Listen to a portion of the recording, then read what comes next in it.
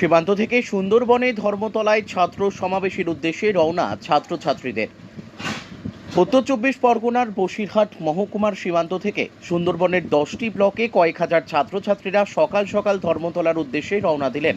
যুবনেতা অভিষেক বন্দ্যোপাধ্যায় কি বার্তা দেন আগামী বিধানসভা নির্বাচনের জন্য তার অপেক্ষায় আজকে এই ছাত্র সমাবেশ 2026-এর নির্বাচনের আগে অত্যন্ত তাৎপর্যপূর্ণ। আজকে এই সভা মনে করছেন নতুন প্রজন্মের ছাত্রছাত্রীরা।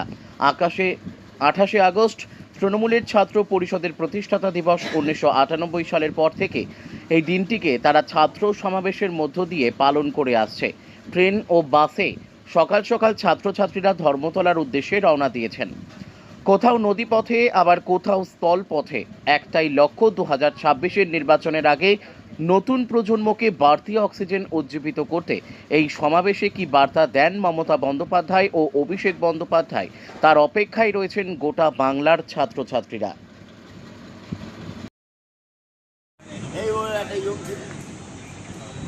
সর্বভারতীয় তৃণমূল কংগ্রেস দলের সর্বকনিষ্ঠ শাখা সংগঠনের নাম তৃণমূল ছাত্র পরিষদ। সেই তৃণমূল ছাত্র পরিষদের প্রতিষ্ঠা দিবস অর্থাৎ জন্মদিন 28শে আগস্ট।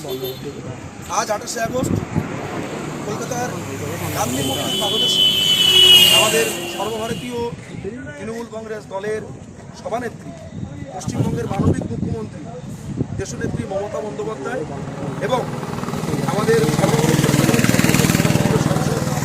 ছাত্র যুব সমাজের অন্যতম মুখ, আমাদের সকলের আবেগ সাংসদ অভিষেক বন্দ্যোপাধ্যায়, এনাদের বক্তব্য শোনার জন্য আমরা প্রতি বছরের ন্যায় এবছরও আমরা কলকাতার গান্ধী মূর্তির পাদদেশের উদ্দেশ্যে আমরা রওনা দিয়েছি। সর্বনগর বিধানসভা আমরা জানি যে বিগত কয়েক মাস ধরে যে হেনস্থা ভারতবর্ষের বিভিন্ন রাজ্যে বাংলা এবং বাঙালির প্রতি করা হচ্ছে, বিশেষ করে যে সমস্ত রাজ্যগুলোতে বিজেপি শাসিত সরকার রয়েছে, সেই বিজেপি শাসিত রাজ্যে সেখানে আমরা দেখতে পাচ্ছি পশ্চিমবঙ্গের অর্থাৎ বাংলা ভাষায় কথা বলার যে সমস্ত মানুষজন যারা বাঙালি, সেই বাঙালি জাতির প্রতি বিভিন্নভাবে অত্যাচার করা হচ্ছে এবং তাদেরকে হেনস্থা করা হচ্ছে। এছাড়াও আমরা দেখতে পাচ্ছি ভারতবর্ষের সরকার, বিজেপির সরকার বিভিন্নভাবে আমাদের বাংলাকে অসম্মান করে চলেছে এবং বাংলাকে বিভিন্ন দিক থেকে তারা বঞ্চনা করে চলেছে। তার প্রতিবাদে আমাদের নেত্রী কী বার্তা দেন এবং আগামী দিনের জন্য অর্থাৎ 26-এর নির্বাচনে কি বার্তা ছাত্র যুব সমাজের উদ্দেশ্যে নেত্রী দেন, সেই বার্তা দেওয়ার জন্যে আমরা স্বরূপনগর বিধানসভা তৃণমূল ছাত্র পরিষদের পক্ষ থেকে আমরা কলকাতার গান্ধী মূর্তি পাদদেশের উদ্দেশ্যে আমরা রওনা হচ্ছি। মোটামুটি আমরা আজকে স্বরূপনগর থেকে প্রতি বছরই আমরা যাই, 30টা 35টা করে বাস যাই। এবছরও তার ব্যতিক্রম নয়। এবছরও আমরা বহু সংখ্যক প্রায় 3000-4000 লোকজন নিয়ে, ছাত্র সমাজ নিয়ে আমরা কলকাতার রাজপথে আমরা রওনা হচ্ছি।